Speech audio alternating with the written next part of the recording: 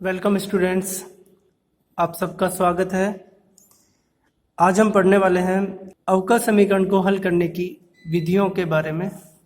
उसमें से पहली विधि आज हम डिस्कस करेंगे, चर पृथक्करण विधि द्वारा अवकल समीकरण का हल।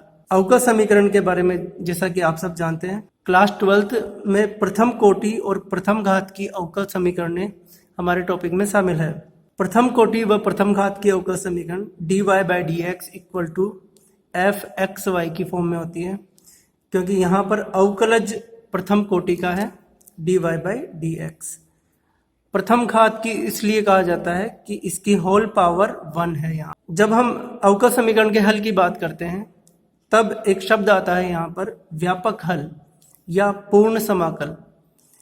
इंग्लिश में इसको कहेंगे जनरल सॉल्यूशन या फिर कंप्लीट इंटीग्रल। स्टूडेंट्स, अवकल समीकरण का ऐसा हल जिसमें अवकल समीकरण की कोटि के बराबर स्वेच्छ अचर विद्यमान हो उसे हम व्यापक हल कहते हैं। जैसे कि ये अवकल समीकरण द्वितीय कोटि की अवकल समीकरण है, अतः इसके हल में दो स्वेच्छ अचर विद्यमान होंगे, जैसा कि यहाँ पर लिखा हुआ है y equal to a cos x plus b sin x। यहाँ दो स्वेच्छ अचर है a और b। इस हल को हम अवकल समीकरण का व्यापक हल कहते हैं। स्टूडेंट्स, दूसरा होता है विशिष्ट हल या पर्टिकुलर सॉल्यूशन। अवकल समीकरण के व्यापक हल में जो स्वेच्छ अचर है a और b, इनको कुछ विशिष्ट मान देने पर जो हल प्राप्त होता है वह कहलाता है विशिष्ट हल। आज हम पढ़ने वाले हैं चर पृथक्करण विधि द्वारा अवकल समीकरण का हल। स्टूडेंट्स, आज हम इसमें राजस्थान बोर्ड की बुक के एक्सरसाइज 12.4 के क्वेश्चंस का सॉल्यूशन करेंगे। पहला क्वेश्चन है e⁻y plus 1 cos x dx plus e⁻y sin x dy equal to 0। Students, चर पृथक्करण विधि द्वारा ऐसे प्रश्नों को हल करना आसान होता है जहां पर x और y के जो फलन हैं वो आसानी से अलग अलग किए जा सकते हैं, जैसे कि यहाँ पर इस प्रश्न में हम करेंगे। सबसे पहले हम इसमें dx और dy के पद अलग अलग लिख लेंगे और dx के साथ x के फलन लिखेंगे और dy के साथ y के फलन लिखेंगे। तो सबसे पहले मैं यहाँ पर पक्षांतर, अब हम dx के साथ x वाले पद लिखेंगे, तो यहाँ cos x है इसे, इधर से हम sin x को ट्रांसफर करेंगे तो ये हो जाएगा cos x upon sin x dx, और dy के साथ y वाले फलन हम रखेंगे तो इधर हो जाएगा e⁻y अपॉन, ये पूरा अपॉन में जाएगा e⁻y प्लस 1 dy। दोस्तों, यहाँ पर चर पृथक हो चुके हैं, dx के साथ x वाले पद है, dy के साथ y वाले पद है। अब हम दोनों पक्षों का समाकलन कर देंगे। cos x integration cos x upon sin x dx minus integration of e⁻y plus 1 dy। अब हमें दोनों पक्षों में समाकलन करना है। cos x upon sin x यानी cot x। cot x का समाकलन हम जानते हैं log sin x होता है। ऐसे ही इधर करेंगे हम। यहाँ पर प्रतिस्थापन विधि का उपयोग करते हुए हम जब हम e⁻y प्लस 1 को t पुट करते हैं तो e⁻y dy equal to dt हो जाता है। तो ये प्रश्न ऐसे हो जाएगा 1 अपॉन t dt और इसका समाकलन हो जाएगा log t। इस प्रकार अगर हम यहाँ समाकलन करेंगे तो इसका उत्तर आएगा log e⁻y प्लस 1 t की वैल्यू हमने e⁻y प्लस 1 पुट की थी। दोस्तों, यहाँ समझना जरूरी है कि दोनों पक्षों में अनिश्चित समाकलन है, तो दोनों पक्षों में समाकलन स्थिरांक प्राप्त होंगे हमें c1 और c2। आसान ये रहेगा कि अगर हम दोनों पक्षों में स्थिरांक नहीं मान करके अगर मैं इसको उधर ले जाऊं तो c2 माइनस c1 एक नया स्थिरांक बनेगा, जिसको अगर मैं नाम दे दूं c। या फिर दोस्तों, यहाँ पर आसान रहेगा कि दो स्थिरांक के बजाय हम एक पक्ष में एक ही स्थिरांक मान लें, और क्योंकि यहाँ पर दोनों पद लॉग में आ रहे हैं तो हम स्थिरांक भी लॉग में मान सकते हैं। तो यहाँ पर स्थिरांक मैंने लिख दिया log c। अब यहाँ पर हम पक्षांतरण करके log sin x plus log e⁻y plus 1 equal to log c। log m plus log n का सूत्र यहाँ पर लगेगा log m into n, log sine x into e की power y plus 1 equal to log c। दोनों पक्षों का anti log लेंगे या प्रति लघुगुणक, दोनों पक्षों का लेंगे तो हमें प्राप्त होगा, यहाँ से लॉग हट जाएगा, क्या बचेगा, साइन x ई की power y plus 1 equal to c। क्योंकि यह प्रथम कोटि की अवकल समीकरण थी तो यह इसका व्यापक हल है। क्वेश्चन नंबर 2 है 1 plus x square D Y equal to 1 plus Y square D x. यहाँ पर डी वाई के साथ हमें वाई वाले पद चाहिए, इसलिए हम यहाँ पक्षांतरण करेंगे तो ये बन जाएगा D Y by 1 plus Y square, और इधर डी एक्स के साथ में हम एक्स वाला पद पक्षांतरण कर देंगे तो बन जाएगा D X upon 1 plus x square. अब हम दोनों पक्षों का समाकलन करते हैं, integration of D Y upon 1 plus Y square integration of D X upon 1 plus x square. इसका समाकलन होगा टेन इनवर्स y, इसका होगा टेन इनवर्स x। अब स्टूडेंट्स, जैसा कि हमने पिछले क्वेश्चन में भी किया था, दो अलग अलग स्थिरांक नहीं मान करके हम एक ही स्थिरांक यहाँ मानेंगे, और क्योंकि यहाँ दोनों ही पद टेन इनवर्स में आ रहे हैं अतः हम स्थिरांक को भी टेन इनवर्स c की फॉर्म में हम लिख लेते हैं। अब हम टेन इनवर्स x का पक्षांतरण करेंगे तो ये बनेगा tan inverse y minus tan inverse x equal to tan inverse c, और सूत्र से ये बनेगा tan inverse y minus X upon 1 plus X Y equal to tan inverse c। ये सूत्र सभी को आता होगा, tan inverse a minus tan inverse b का सूत्र यहाँ पर लगाया है मैंने। अब दोनों और टेन इनवर्स है तब हम डायरेक्टली कंपैरिजन करके लिख सकते हैं y minus X upon 1 plus X Y equal to c। यही इस अवकल समीकरण का व्यापक हल है। हम चाहें तो इसको एक स्टेप आगे सोल्व कर सकते हैं, y minus X equal to c into 1 plus X Y, और यही अपना आंसर है। क्वेश्चन नंबर 3 है x plus 1 D Y by D x equal to 2xy। यहाँ पर भी हम चर आसानी से पृथक कर सकते हैं। पहले मैं इस dx का पक्षांतरण कर रहा हूँ, dy x plus 1 dy equal to 2xy dx। अब हम यहाँ पर dy के साथ y वाले पद पृथक करेंगे तो y का पक्षांतरण होगा, इधर बनेगा 1 अपॉन वाई डी वाई, और x के साथ में बचेगा 2x upon x plus 1 dx। अब हम दोनों पक्षों का समाकलन करेंगे, integration of 1 upon Y D Y integration of 2 constant बाहर लिख रहा हूँ मैं x अपॉन x प्लस 1 dx। पहले मैं ऐसे कैसे लिख लेता हूँ, इधर RHS में समाकलन करने के लिए हम प्लस 1 और माइनस 1 करते हैं। स्टूडेंट्स, इससे क्या होगा कि जब x प्लस 1 का भाग इस x प्लस 1 में दिया जाएगा तो ये 1 हो जाएगा, और इधर 1 अपॉन x प्लस 1 हो जाएगा, जिससे हम आसानी से समाकलन कर सकते हैं। इंटीग्रेशन ऑफ, डिवाइड करता हूँ मैं, यहाँ पे बनेगा 1 minus 1 upon x plus 1 dx, और इधर है 1 अपॉन वाई डी वाई। अब हम समाकलन करते हैं, इधर आएगा आंसर log y, यहाँ हो जाएगा 2 ऐसा का ऐसा, 1 का इंटीग्रेशन x हो जाएगा, और 1 अपॉन x प्लस 1 का हो जाएगा log x प्लस 1। यहाँ पर हम समाकलन स्थिरांक लिख देते हैं c। स्टूडेंट्स, यही प्रश्न का व्यापक हल है। स्टूडेंट्स, आप अगर इसको नोट करना चाहें तो इस पेज का स्क्रीनशॉट ले सकते हैं। स्टूडेंट्स, नेक्स्ट क्वेश्चन है question number 4, d Y by D x equal to e की power x minus y plus x square e की पावर माइनस वाई। इस प्रश्न में भी हम चर पृथक आसानी से कर सकते हैं। ई की पावर एक्स माइनस वाई को हम ऐसे लिखेंगे, ई की पावर एक्स इंटू ई की power minus y plus x square e की power minus y D Y by D x.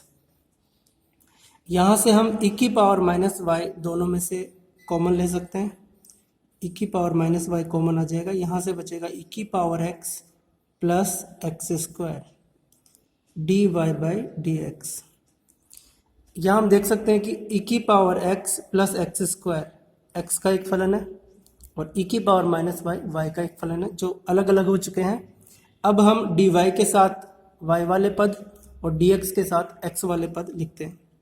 तो यहाँ से बनेगा dy e की पावर माइनस वाई को इधर लेंगे तो ये बन जाएगा e की पावर y, और dx का पक्षांतरण करेंगे तो e की power x plus x square dx। अब हम दोनों पक्षों का समाकलन करते हैं। इंटीग्रेशन ऑफ e की power y dy equal to integration of e की power x plus x square dx हो जाएगा। ये स्टूडेंट्स यहाँ पर समाकलन करना बहुत ही आसान है। e की पावर y का समाकलन e की पावर y ही होगा। e की पावर x का x के सापेक्ष समाकलन e की पावर x है, और एक्स स्क्वायर का समाकलन है एक्स क्यूब बाई 3। और यहाँ पर समाकलन स्थिरांक दोनों तरफ नहीं लगा करके हम एक तरफ लगा देंगे c, और यही प्रश्न का व्यापक हल है। नेक्स्ट क्वेश्चन है question number 5। Sine X plus cos X D Y plus sine X minus cos X minus sine X D X. Sine X plus cos X D Y plus cos X minus sine X D x equal to 0। यहाँ हम देख सकते हैं कि D Y के साथ भी x वाले पद है, डी एक्स के साथ भी एक्स वाले पद है। तो यहाँ पर आसानी से हम चर पृथक कर सकते हैं। पहले डी वाई वाला पद LHS में ही रखते हैं हम, और डी एक्स वाले पद का पक्षांतरण कर देंगे तो उधर हो जाएगा minus cos X minus sine X D x. अब इस x के पूरे फलन को हम डी एक्स की तरफ भेजते हैं तो ये बन जाएगा minus cos X minus sine x upon sine X plus cos X D x. तो डी वाई का पद अलग से लिखा है और डी एक्स के साथ x वाले पद आ गए, यानी कि यहाँ पर चर पृथक हो चुके हैं। अब हम दोनों पक्षों का समाकलन करेंगे। Integration of D Y equal to minus integration of cos X minus sine X plus cos X D x. यहाँ पर समाकलन बहुत ही आसानी से किया जा सकता है यदि हम हर को टी पुट कर दें। यहाँ पर अगर हम इसको टी पुट करते हैं तो sine X plus cos X equal to T put करने पर इसका अवकलन होगा कोस एक्स, और कोस एक्स का होगा minus sine X, D x equal to D T हो जाएगा जो कि अंश में लिखा हुआ है। ये पूरा डी टी बन जाएगा और अपॉन में टी, तो 1 upon T D T. Integration of 1 upon T D T, इसका समाकलन हो जाएगा लॉग टी। इस प्रकार के प्रतिस्थापन से हम यहाँ पर आंसर डायरेक्टली लिख सकते हैं minus log of sine X plus cos x. ये समाकलन हो गया, इधर समाकलन हो जाएगा y, और यहाँ पर हम समाकलन स्थिरांक लिख देंगे log c। तो यहाँ पर log m minus log n के सूत्र से हम लिख सकते हैं log m upon n sine X plus cos X y equal to. Students, question का अपने प्रश्न का उत्तर यहीं पर आ चुका है। हम चाहें तो इसको आगे सरलतम रूप में लिख सकते हैं, इसी के लिए हम आगे हल कर रहे हैं इसको। अब हम दोनों पक्षों का एंटीलॉग लेते हैं। आप यहाँ तक भी उत्तर छोड़ सकते हैं, उत्तर बिल्कुल सही है। अब हम एंटीलॉग लेंगे तो यहाँ पर बनेगा e की पावर y, और यहाँ से लॉग हट जाएगा, क्या बचेगा c upon sine X plus cos X. वज्र गुणा करके हम आंसर लिखेंगे e की power y sine X plus cos X equal to c। ये अपना आंसर हो गया। आप अगर इसको नोट करना चाहें तो आप इस पेज का स्क्रीनशॉट ले सकते हैं। नेक्स्ट क्वेश्चन है क्वेश्चन नंबर 6।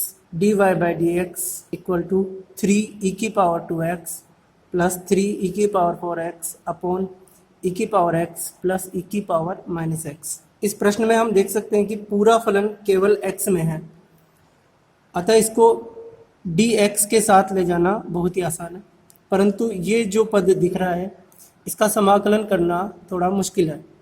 इसके लिए हम पहले इस पद को हल करते हैं। दोनों पदों में 3 ई की पावर 2x कॉमन आ रहा है, तो हम लिखते हैं 3 ई की पावर 2x। यहाँ से बचेगा 1, यहाँ से बचेगा ई की पावर 2x। यहाँ पर ई की पावर x प्लस ई की पावर माइनस x है, ई की पावर माइनस x को लिखूंगा 1 अपॉन ई की पावर x। अगली स्टेप में हम यहाँ पर 3 ई की पावर 2x लिखेंगे, 1 प्लस ई की पावर 2x, और हर में यहाँ पर लघुत्तम लेंगे हम ई की पावर x, तो ये बन जाएगा ई की पावर x ये मल्टीप्लाई हो करके बन जाएगा e की power 2x plus 1।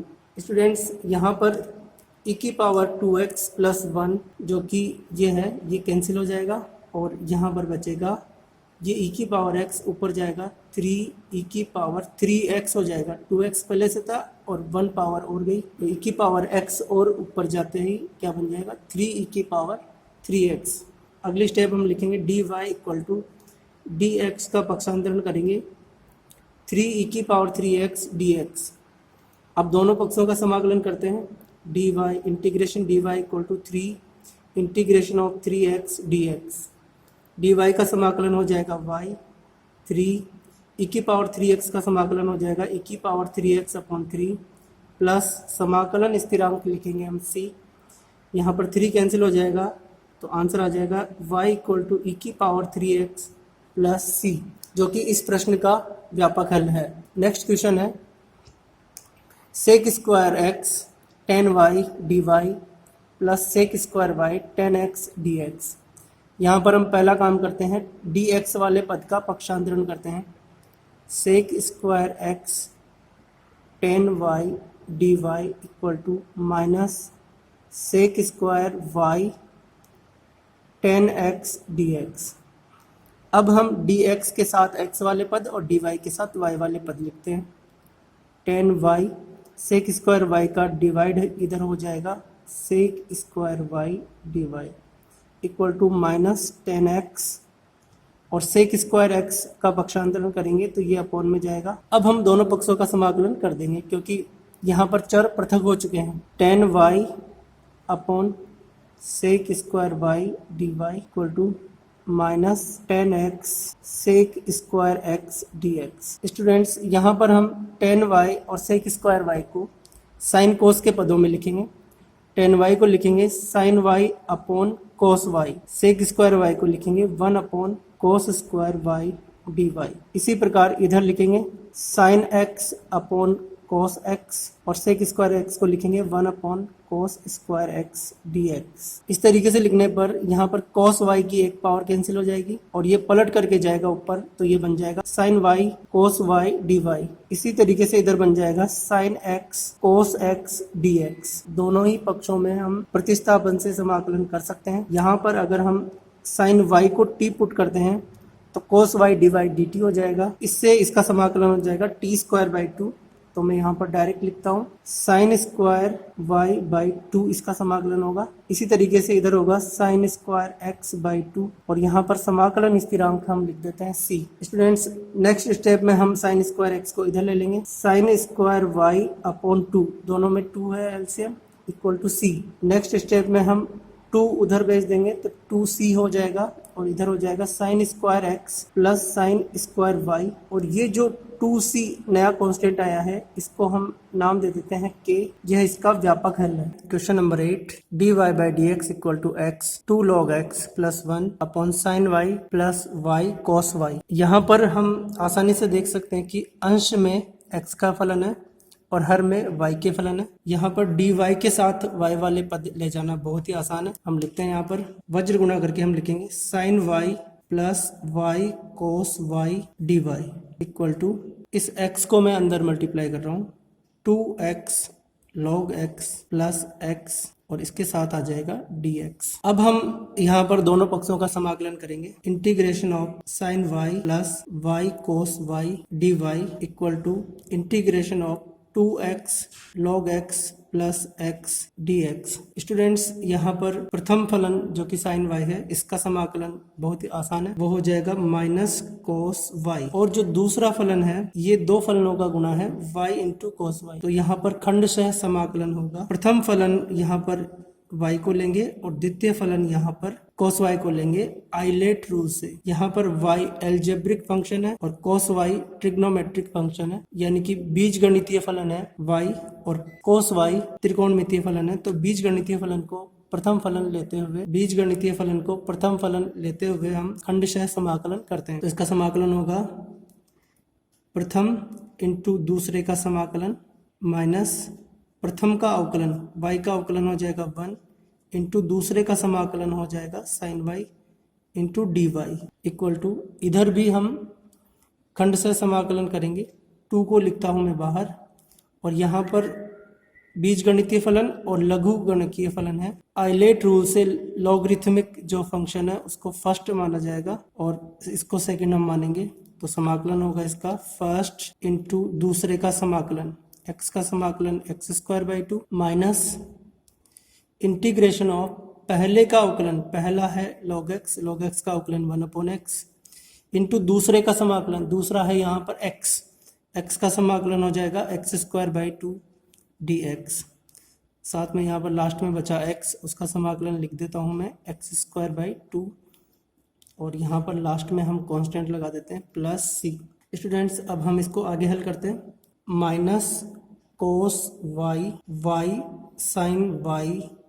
Sign y का समाकलन हो जाएगा माइनस कोस y, और यहाँ माइनस है इस वजह से यहाँ पर हो जाएगा प्लस कोस y, और इस पक्ष में हो जाएगा यहाँ पर प्रत्येक पद में दोस्तों ये जो 2 है वो इस ब्रैकेट से मल्टीप्लाई है, इसके अपॉन में 2 आ रहा है और इसके अपॉन में भी 2 आ रहा है, तो इससे ये 2 कैंसिल हो जाएगा। तो यहाँ बचेगा x² log x, और ये 2 कैंसिल हो गया, x की एक पावर कैंसिल हो जाएगी, और यहाँ बचेगा x का समाकलन होगा x² 2। साथ ही यहाँ पर लास्ट में x² 2 पहले से है प्लस c, तो यहाँ माइनस x² 2 और प्लस x² 2 कैंसिल आउट हो जाएंगे। इसी तरीके से इधर कोस y और minus cos y cancel out हो जाएंगे, तो यहाँ पर आंसर बचेगा y sin y equal to x² log x plus c। यही इस प्रश्न का व्यापक हल है। 1 plus cos x dy equal to 1 minus cos x dx। तो यहाँ पर भी बहुत ही आसान है क्योंकि x के ही फलन है यहाँ पर, तो पक्षांतरण करते ही ये जाएगा अपॉन में 1 minus cos x upon 1 plus cos x dx। यहाँ पर हम सूत्र का उपयोग करेंगे, 1 माइनस कोस x की जगह लिखेंगे हम 2 sine square x/2, 1 plus cos x की जगह लिखेंगे 2 कोस स्क्वायर x/2 dx। यहाँ पर 2 कैंसिल हो जाएगा और ये हो जाएंगे tan स्क्वायर x/2, दोनों पक्षों का समाकलन करते हैं, integration dy equal to tan square x/2 dx। यहाँ पर समाकलन tan स्क्वायर x/2 का डायरेक्टली नहीं हो सकता, तो इसको हम लिखेंगे सेक स्क्वायर x/2 माइनस 1, सर्वसमीका से हम लिख सकते हैं, इंटीग्रेशन ऑफ इधर आ जाएगा dy का समाकलन हो जाएगा y, सेक स्क्वायर x का समाकलन सूत्र होता है, सेक स्क्वायर x का समाकलन होता है tan x, तो उससे ये हो जाएगा tan x/2, और क्योंकि यहाँ x/2 है तो इसका 1/2 इसके अपॉन में लगेगा, माइनस 1 का समाकलन हो जाएगा x प्लस समाकलन स्थिरांक c।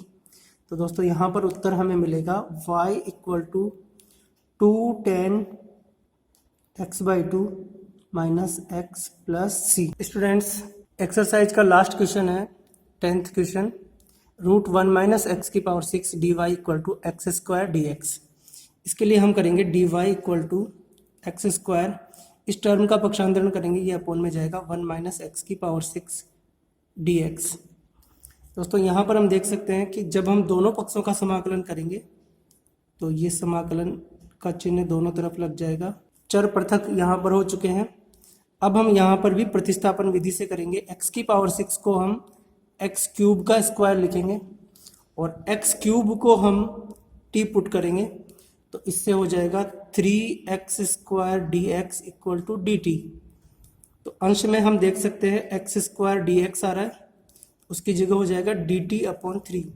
तो प्रश्न इस तरीके से बनेगा, integration of dy equal to dt/3, और ये हो जाएगा √1 माइनस t²। अब यहाँ पर समाकलन बहुत ही आसानी से किया जा सकता है, dy का समाकलन y, ये 1/3, और 1/√1 माइनस t² का समाकलन हो जाएगा साइन इनवर्स t और समाकलन स्थिरांक c। तो यहाँ पर उत्तर आ गया 1/3, y equal to 1/3 sine inverse t, जो हमने लिया था x³ प्लस c। तो ये इस प्रश्न का उत्तर हो गया। स्टूडेंट्स ये वीडियो आपको कैसा लगा कमेंट जरूर करें, अपने दोस्तों के बीच में इस वीडियो को शेयर करें।